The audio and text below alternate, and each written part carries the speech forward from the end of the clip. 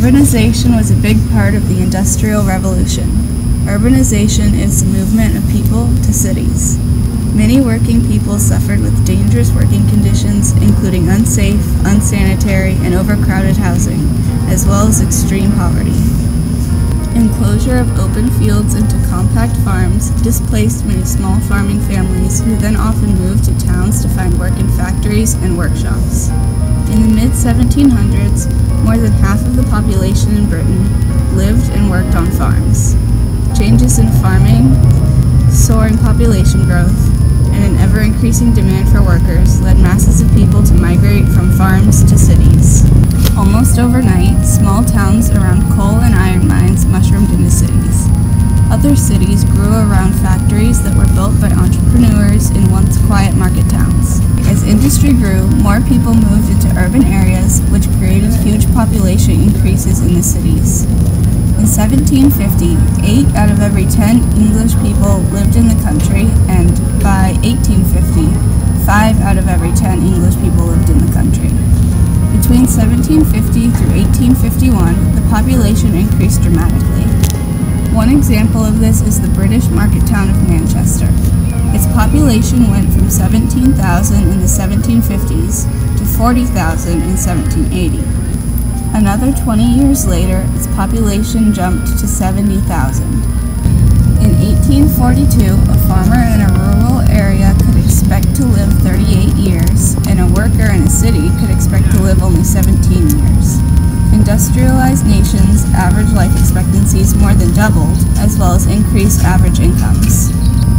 Extremely hard work combined with the harsh living conditions of the workers in the cities led to much shorter life expectancy for city dwellers.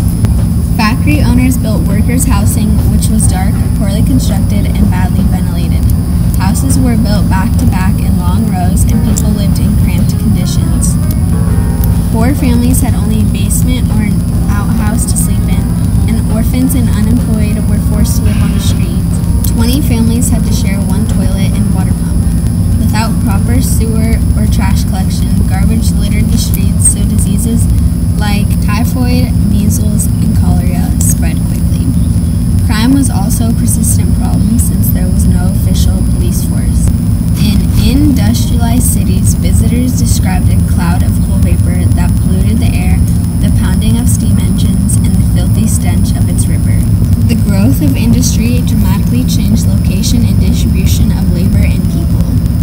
Industrialization also altered the basic layout of European cities. Urban renewal was the rebuilding of the poor areas of the city. This took place in Paris in the 1850s. The rich lived in the outskirts of the city, while poor crowded into slums near the city center. Slums were small, cramped row houses or tenements in overcrowded neighborhoods. Conditions had somewhat improved from the early Industrial Revolution, but slums remained a fact of city life. By 2008, for the first time in human history, more people in the world lived in cities than in rural areas.